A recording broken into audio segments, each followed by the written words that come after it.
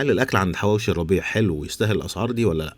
احنا في حواوشي الربيع فرع الشيخ زايد، رحنا يوم الخميس، كان الساعه تقريبا حدود الساعه 7 بالليل. المكان كان مليان اللهم بارك، واستنينا ترابيزه تفضى، قعدنا يمكن 10 دقايق او ربع ساعه. في الاخر لقينا ترابيزه في الصاله، وعندهم قعدات او الدور كمان. الاسعار في المنيو شامله الضريبه ومفيش خدمه زياده، وده من المطاعم اللي السلطات عندهم مش فري، يعني انت بتطلبها وبتحاسب عليها. الاسعار هنا اغلى من الفرع القديم شويه، وخصوصا المشروبات تقريبا في حاجات ممكن توصل لضعف السعر، وفي اسعار مش منطقيه اصلا. يعني في المنيو المشروبات المانجا نفس سعر الليمون، نفس سعر الفراولة، نفس سعر الليمون نعناع، كلهم ب75، وده برضه سعر مش منطقي. المية كمان في الفرع القديم ب10، هنا ب20. فحتة أسعار المشروبات دي بالذات محتاجة مراجعة. طلبنا طحينة ومسقعة، المسقعة كانت خطيرة، بتنجان وفلفل وبطاطس. العيش بينزل سخن وبيخبزوه عندهم.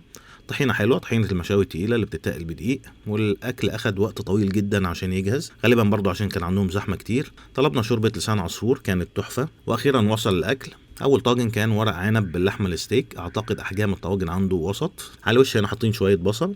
بعد كده ورق العنب، الطاجن نازل سخن مولع، والحاجه كلها معموله فريش جديده، يعني مش قاعده بقالها كتير.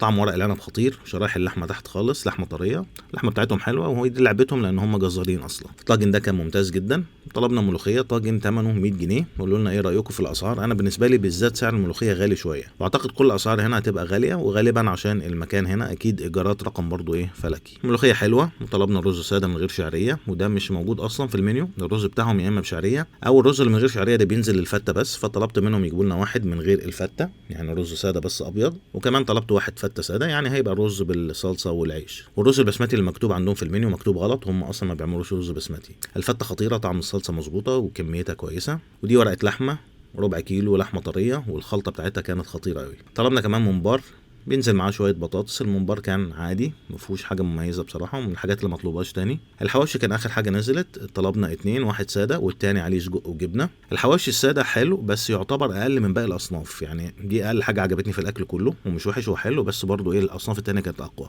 اللي بسجق وجبنه نفس الحكايه، تاتش الجبنه ده ما حبيتوش خالص، الجبنه موتزاريلا مش عامله اي طعم خالص. فاعتقد ممكن لو اتخلطت مع نوع جبنه تاني شويه، مثلا شيدر او شويه رومي، كميه قليله مش كتير عشان ما تحدقوش قوي، يبقى احسن. طعم السجق كمان ما كانش اقوى حاجه. ولو رحت تاني غالبا مش هطلب حواوشي خالص، باقي الاصناف كانت اقوى بالنسبه لي. ودي اول مره اجرب الاكل من عند حواوشي ربيع. التجربه بشكل عام حلوه وتتكرر، بس معرفش اذا كان ده مستواهم على طول، هنعرف لما نجرب تاني. قولوا لنا رايكم في الاسعار والكميات، وسلام.